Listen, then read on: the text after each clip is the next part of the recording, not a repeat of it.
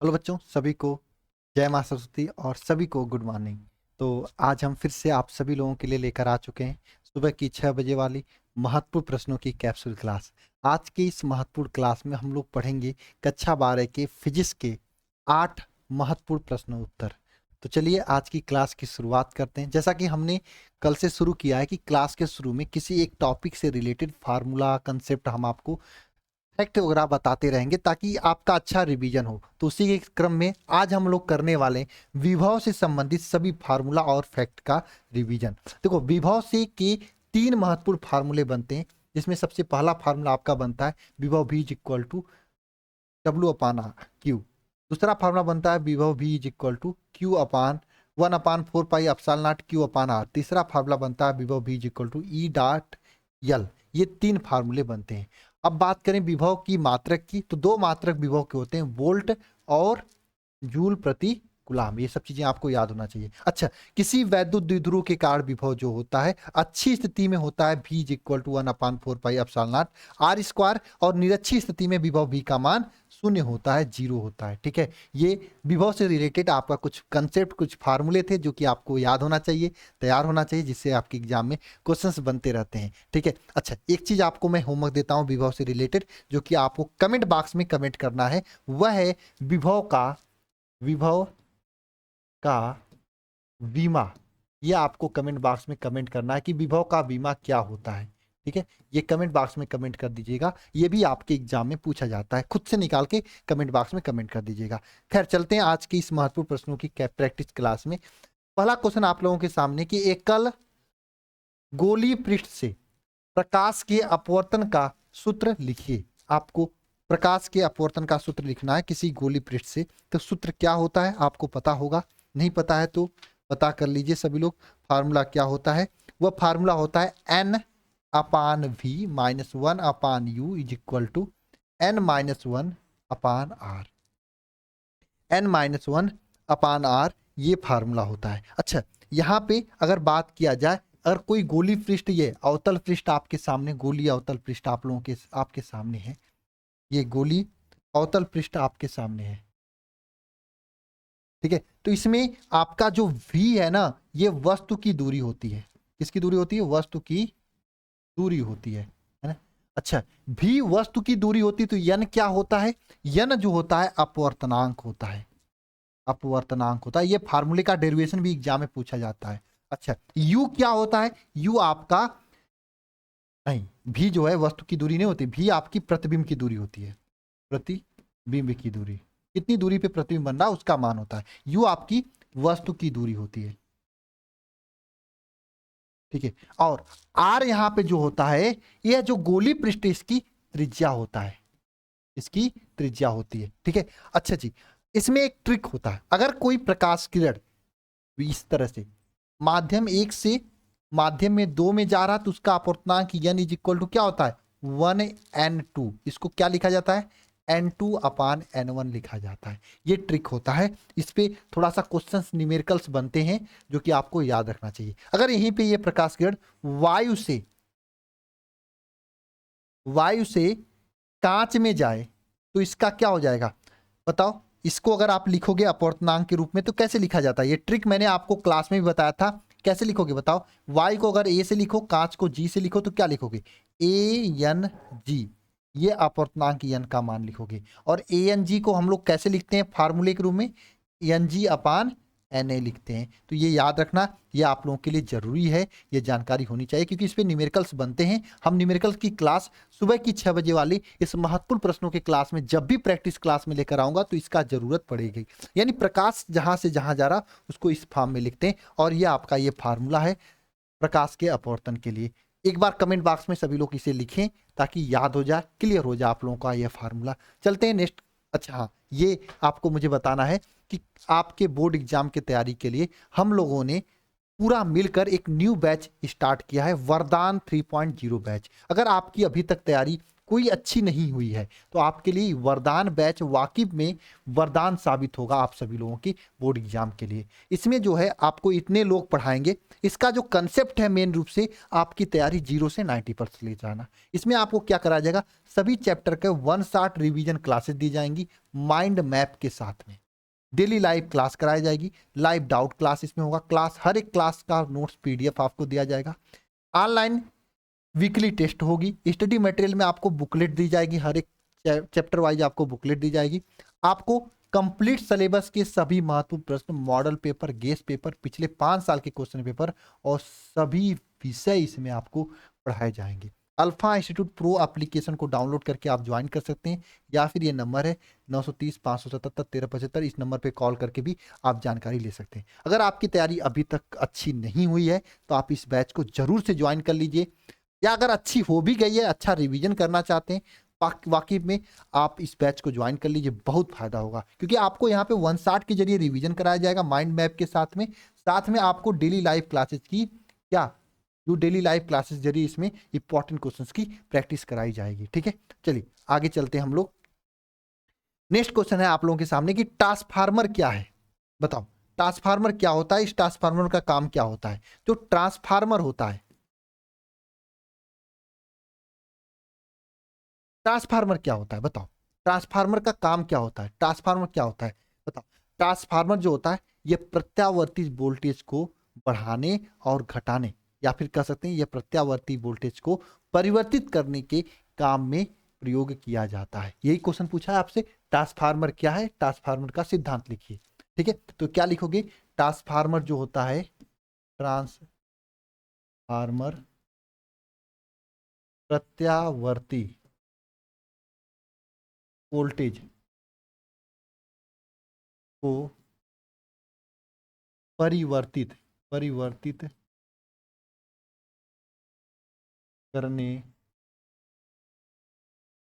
करने वाला क्या है, युक्ति है ना, है ना। ये प्रत्यावर्ती वोल्टेज को परिवर्तित करता है, प्रत्यावर्ती को वोल्टेज को घटाता है, बढ़ाता है। और दूसरी पॉइंट है इसका कि ये जो है ये किस सिद्धांत पे कार्य करता है, तो ट्रांसफार्मर जो होता है यह जो है अन्योन्य अन्योन्य प्रेरण प्रेरण के सिद्धांत पर कार्य करता है, सिद्धांत पर कार्य करता है। ये मुख्य पॉइंट है जो कि आपके एग्जाम में पूछा जाता है कि ट्रांसफार्मर होता क्या है। ट्रांसफार्मर एक ऐसी युक्ति होती है जो कि प्रत्यावर्ती वोल्टेज को घटाती है, बढ़ाती है। मैंने आपको कंसेप्ट बता दिया, इसको आप बढ़ा चढ़ा के लिख सकते हैं। बिना ट्रांसफार्मर से आपके घर में, आपके गांव में कोई भी ऊर्जा, कोई भी लाइट नहीं आ सकती है।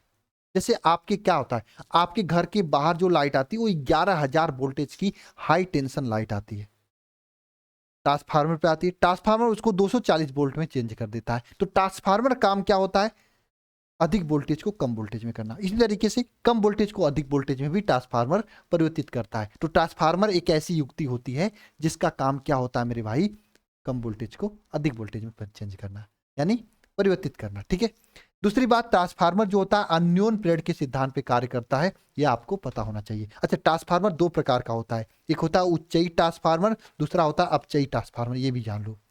उच्चयी ट्रांसफार्मर, दूसरा होता है अपचयी अपचयी ट्रांसफार्मर। ये 2 प्रकार का ट्रांसफार्मर होता है, उच्चयी ट्रांसफार्मर और अपचयी ट्रांसफार्मर जानना, स्टेप अप और स्टेप डाउन ट्रांसफार्मर ये कहा जाता है। नेक्स्ट क्वेश्चन पे चलते हैं, अनुनादी आवृत्ति किसे कहते हैं, ये प्रश्न है आप सभी लोगों के लिए, बताना।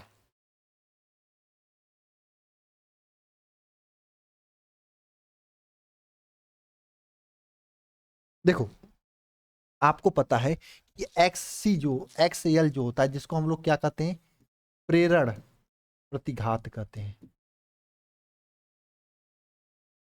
और एक होता है एक्स सी जिसे हम लोग क्या कहते हैं, धारतीय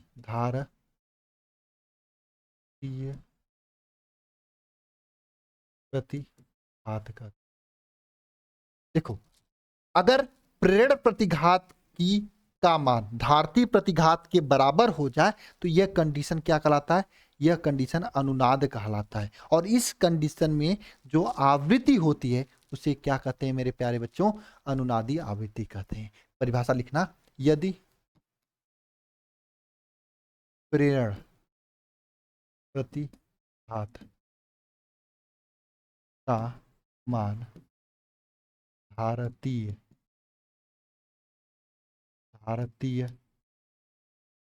प्रतिघात के बराबर हो जाए न, यदि प्रेरण प्रतिघात का मान धारती प्रतिघात के बराबर हो जाए तो यह स्थिति क्या कहलाता है? अनुनाद कहलाता है। यह स्थिति क्या कहलाता है? अनुनाद कहलाता है। और अनुनाद की स्थिति में आवृत्ति जो होती है, आवृत्ति क्या कहलाती है? अनुनादी आवृत्ति कहलाती है।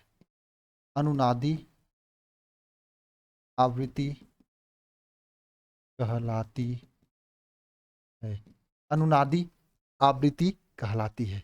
और ये जो अनुनादी आवृत्ति होता है इसका मान कैसे निकालते हैं? देखो, X L is equal to आपको पता है ओमेगा एल होता है, और X C is equal to क्या होता है? 1 ओमेगा सी होता है। अच्छा, अनुनाद के लिए क्या होगा?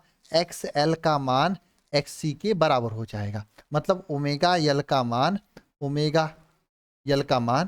क्या होगा? ओमेगा एल का मान 1 ओमेगा सी के बराबर हो जाएगा। मतलब हम लोग क्या लिख सकते हैं बताओ? Omega square is equal to 1/LC लिख सकते हैं ना? लिख सकते हैं कि नहीं?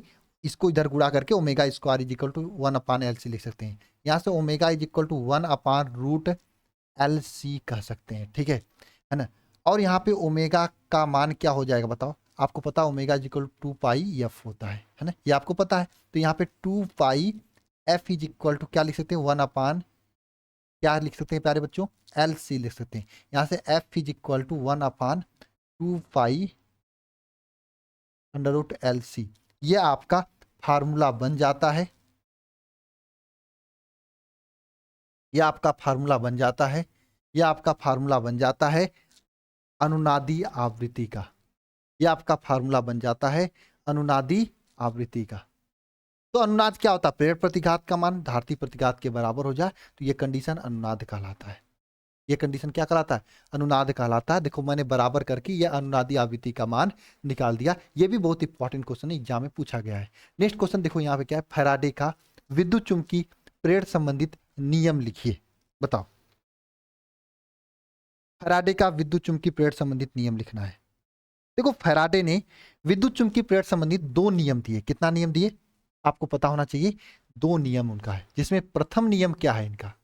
प्रथम नियम की बात करें, प्रथम नियम देखो, प्रथम नियम के अनुसार क्या होता है, ध्यान से समझना सभी लोग, समझने योग्य बातें। जब किसी कुंडली में प्रेरित विद्युत वाहक बल का मान जो होता है वह कुंडली में फ्लक्स परिवर्तन के ऋणात्मक दर के बराबर होता है। किसी कुंडली में प्रेरित विद्युत वाहक बल का मान कुंडली में फ्लक्स परिवर्तन के ऋणात्मक दर के बराबर होता है। ये फैराडे का प्रथम नियम है। किसी क्या लिखोगे? किसी कुंडली में प्रेरित विद्युत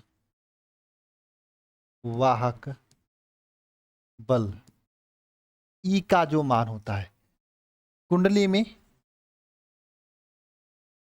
में जो फ्लक्स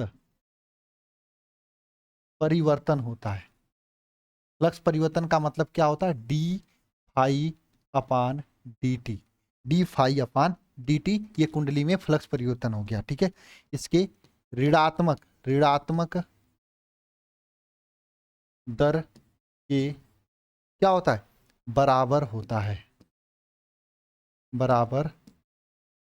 होता है। ये पहला नियम है। यानी किसी कुंडली में प्रेरित विद्युत वाहक बल का मान यानी ई जो प्रेरित विद्युत वाहक बल ई है इसका मान कुंडली में जो फ्लक्स परिवर्तन है डी फाई अपान डी टी इसके ऋणात्मक दर के बराबर होता है।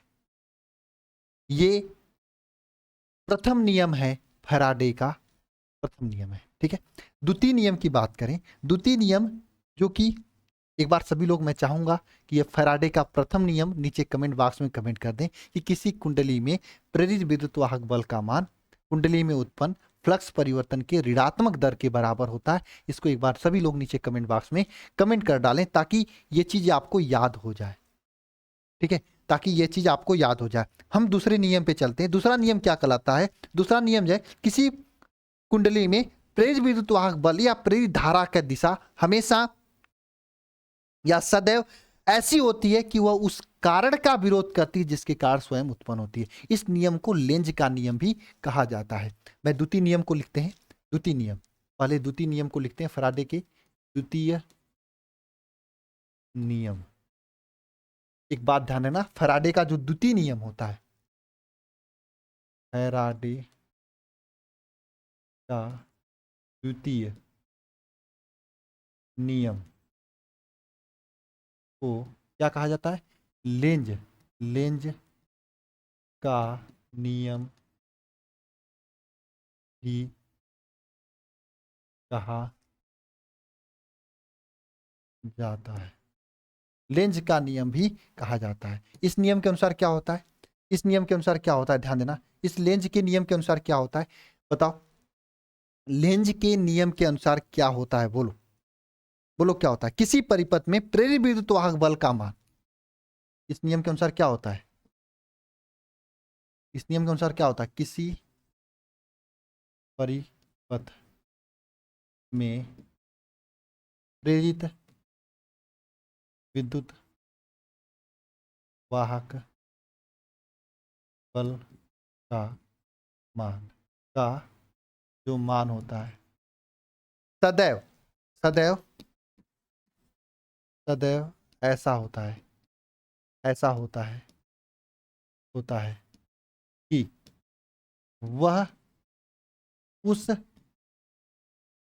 कारण का विरोध विरोध करता है, उस कारण का विरोध करता है जिसके कारण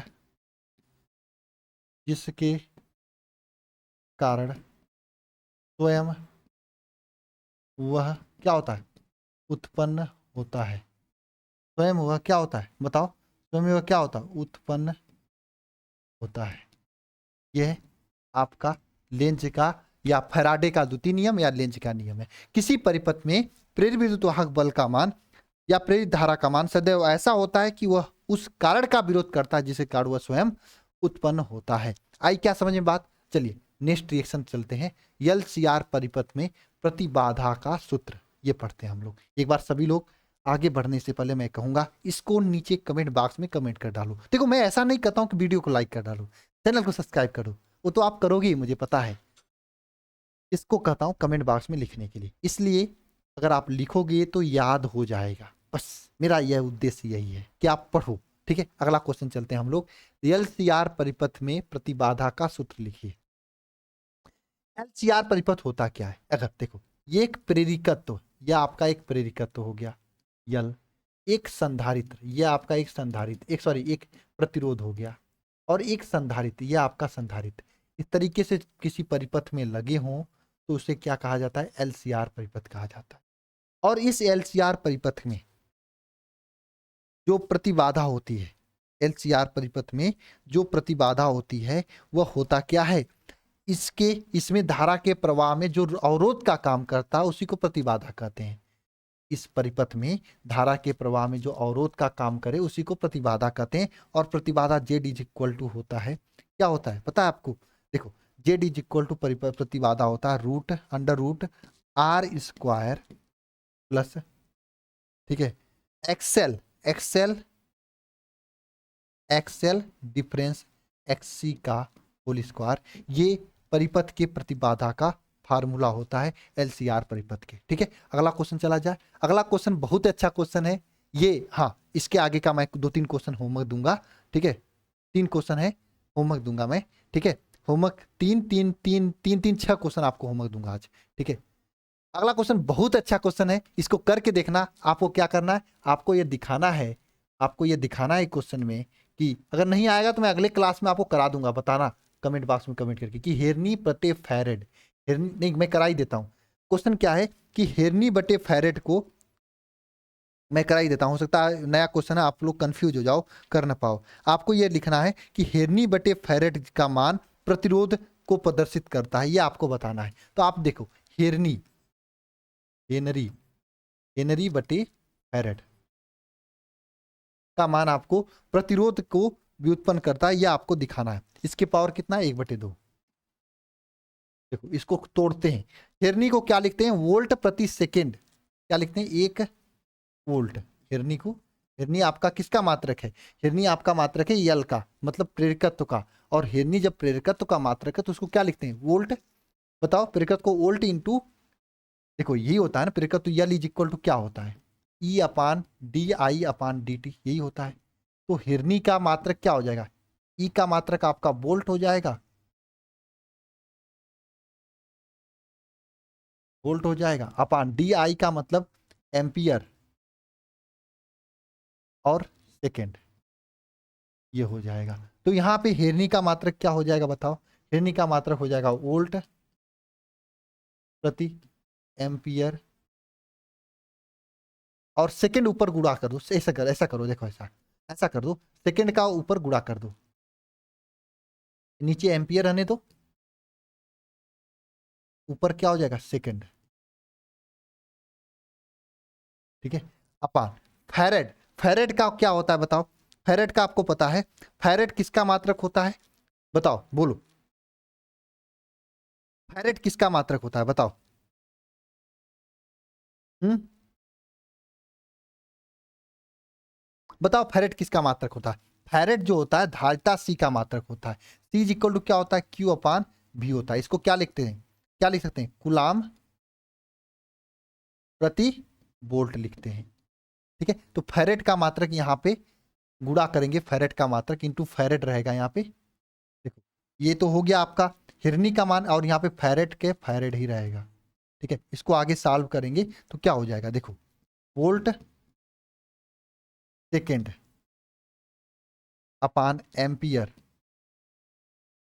एम्पियर और फैरेड के यहाँ पे क्या लिखेंगे, कुलाम, कुलाम वोल्ट, कुलाम वोल्ट, ठीक है। अच्छा ध्यान देना, इसको आगे सॉल्व करेंगे तो क्या होगा, देखो वोल्ट, ये वोल्ट ऊपर चला जाएगा, है ना। अच्छा इसके पावर 1/2 भी है, 1/2 भी है, इसके पावर क्या है, 1/2 भी है, थोड़ा सा कॉम्प्लिकेटेड है।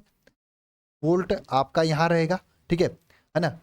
और ये भी वोल्ट ऊपर जाएगा तो यहाँ पे फिर से एक बार वोल्ट आ जाएगा, ये वोल्ट जो है ऊपर जाएगा, वोल्ट एक बार वोल्ट ऊपर हो जाएगा इंटू सेकेंड अपान एम्पियर गुलाम, ये हो जाएगा। इसको आगे सॉल्व करोगे तो क्या हो जाएगा, इसको आगे सॉल्व करोगे तो क्या हो जाएगा, वोल्ट का स्क्वायर हो जाएगा, ठीक है। इसके पावर 1/2 है, इसके पावर 1/2 है, वोल्ट का स्क्वायर हो जाएगा, है ना। और एम्पियर कुलाम, देखो सेकेंड कुलाम से आपका यहाँ पे क्या हो जाएगा, आपको ये पता होना चाहिए कि ध्यान न, एम्पियर आई, धारा I equal to Q upon T होता है, तो 1/I इक्वल टू क्या हो जाएगा बताओ, टी अपान क्यू हो जाएगा। मतलब यहाँ पे आपका ये सेकेंड बटे कुलाम का मान यहाँ पे हम लोग लिख सकते हैं एम्पियर, और एम्पियर लिखे तो 1 एम्पियर यहाँ पे पहले से है तो 2 एम्पियर, एम्पियर स्क्वायर हो जाएगा, इसके पावर 1/2 है। नहीं समझ में आया, बहुत घाचू माचू हो गया ना, मैं फिर से समझाता हूँ, ध्यान देना। बहुत अच्छा क्वेश्चन है, और 2023 में शायद कहीं पे पूछा हुआ था, किसी न किसी बोर्ड में पूछा हुआ क्वेश्चन है, बहुत अच्छा क्वेश्चन है, कंफ्यूज कर देगा। अच्छा कुलाम, अच्छा फैरेड के क्या लिखे थे हम लोग, कुलाम प्रति वोल्ट लिखे थे, ठीक है। अच्छा इसके आगे मैं आगे चलता हूँ, नेक्स्ट स्लाइड पे चलता हूँ। यहाँ पे क्या हो गया, ध्यान देना, हमें क्या मिला है, इधर इधर ध्यान देना, ठीक है। वोल्ट, वोल्ट सेकेंड है अपान एम्पियर गुलाम वोल्ट है। अच्छा ध्यान देना यहाँ पे भाई, एक एक स्टेप ध्यान देना। ये जो वोल्ट है ये ऊपर जाएगा, भाई सोल्यूशन करोगे तो ऊपर जाएगा, तो ये वोल्ट और ये वोल्ट, दोनों वोल्ट एक साथ मिलेंगे और यहाँ पे क्या हो जाएगा, वोल्ट स्क्वायर हो जाएगा, वोल्ट स्क्वायर हो जाएगा। और यहाँ पे सेकेंड रहेगा, और यहाँ पे क्या रहेगा, एम्पियर रहेगा, एम्पियर रहेगा, एम्पियर रहेगा। और यहाँ पे क्या रहेगा, गुलाम रहेगा। ठीक है, एम्पियर गुलाम रहेगा। और आपको ये पता है क्या कि ampere is equal to, ampere मतलब, एम्पियर का मतलब आई इज इक्वल टू क्या होता है, क्यू मतलब गुलाम, ठीक है, और नीचे टी मतलब सेकेंड। ये तो आपको पता ही है। तो 1 अगर करोगे एम्पियर तो क्या हो जाएगा, 1 एम्पियर करोगे तो क्या हो जाएगा बताओ, 1 एम्पियर। देखो यहाँ पे 1 में एम्पियर है ना, इसलिए 1 एम्पियर करोगे तो क्या हो जाएगा, टी सेकेंड हो जाएगा, यहाँ पे अपान क्यू गुलाम हो जाएगा। ठीक है ना। अब देखो second upon coulomb is equal to क्या लिख सकते हैं बताओ, second upon coulomb is equal to क्या लिख सकते हैं, 1 एम्पियर लिख सकते हैं, 1 एम्पियर लिख सकते हैं, ऐसा लिख सकते हैं। इसको आगे सॉल्व करोगे तो क्या हो जाएगा, देखो यहाँ पे वोल्ट हो जाएगा, वोल्ट का स्क्वायर अपान एम्पियर, और ये एम्पियर साथ में मिलेगा, यहाँ पे क्या हो जाएगा, एम्पियर स्क्वायर हो जाएगा। ठीक है, और हाँ इसके पावर 1/2 है ही आपका, 1/2 तो है ही इसके पावर, इस यहाँ पे भी इसके पावर 1/2 है, क्योंकि क्वेश्चन में ही 1/2 दिया हुआ है। देखो क्वेश्चन में ही 1/2 दिया हुआ है, बहुत आसान क्वेश्चन है, ध्यान देना। यहाँ पे क्या हो जाएगा, वोल्ट को हम भी लिखते हैं, एम्पियर को आई लिखते हैं। ठीक है ना, वोल्ट अपान, और इसका इसको इसके पावर 1/2 है, और यहाँ भी स्क्वायर अपान आई स्क्वायर है। आपको ये पता है कि आर इज इक्वल टू क्या होता है, R is equal to V upon I होता है।